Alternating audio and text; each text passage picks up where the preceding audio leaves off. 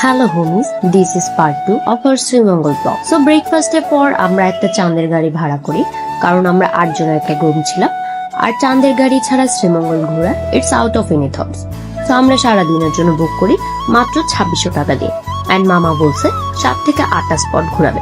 চাইলে আমরা রাস্তায় যে কোনো স্পটে দাঁড়িয়ে পিকসও নিতে পারবো।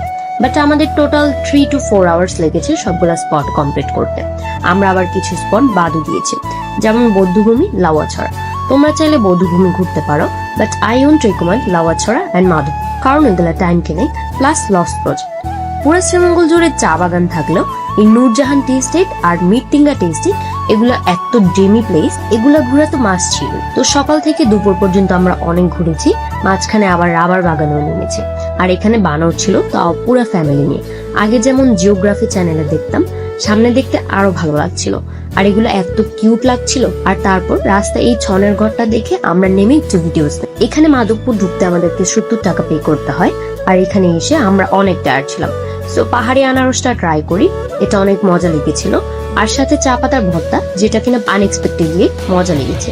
আর মাধবপুর লেকে আমার কাছে তেমন আহামরি লাগে নাই। লাস্টলি আমরা আদি নীলকণ্ঠ যাই। আমি আগেও শ্রীমঙ্গল এসেছি, সো আমি জানি সাত কালার চা কেমন লস প্রজেক্ট। এই জন্য আমরা মালাই চাটা নিই, কিন্তু এটাও তেমন আহামরি ছিল না। পর লাঞ্চের জন্য চলে আসি আবার ভিজিটে। অ্যান্ড দুপুরে মেনুতে আমরা সিলেট ফেমাস বিফ সাতকরা ট্রাই করি, যেটা কিনা অনেক মজা ছিল।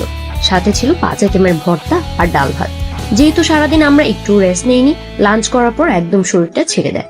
আর আমরা রোমে এসে ঘুম দিই। বিকেলে উঠে ভাবছিলাম কোথায় যাব। চাইলে আমরা মণিপুরি মার্কেটেও যেতে পারতাম, কিন্তু যেহেতু আমাদের কেনাকাটার কোনো ইচ্ছে ছিল না, সেই জন্য আমরা চলে আসি বিজিবি ক্যান্টিনে। জায়গাটা অনেক খোলামেলা ছিল, তো আমার ভালোই লেগেছে। আর আমরা এখানে বসে আড্ডা দিচ্ছিলাম, সাথে হালকা একটু নাস্তাও করেছিলাম। And lastly next day plan করছিলাম যে কি করা যায়, কিন্তু মাথা কোনোভাবেই কাজ করছিল না। সো আমরা চলে যাই ডিনার করতে। And we select Panji for dinner. Menu থেকে নিয়েছি মাছ ভুনা আর পাহাড়ি কক মুরগি, এটা অনেক বেস্ট ছিল। আর লাস্টলি ওদের চাটা ট্রাই করে। অ্যান্ড ট্রাস্ট মি, সারাদিনের ক্লান্তি এই চা খেয়ে দূর হয়ে যায়। আর তখন অলমোস্ট রাতে 12:30 বেজে যায়। সো আমরা রুমে চলে আসি। আর নেক্সট ডেতে কি কি করেছি সেটা নিয়ে থাকবে পার্ট 3। টিল দেন, আল্লাহ হাফেজ।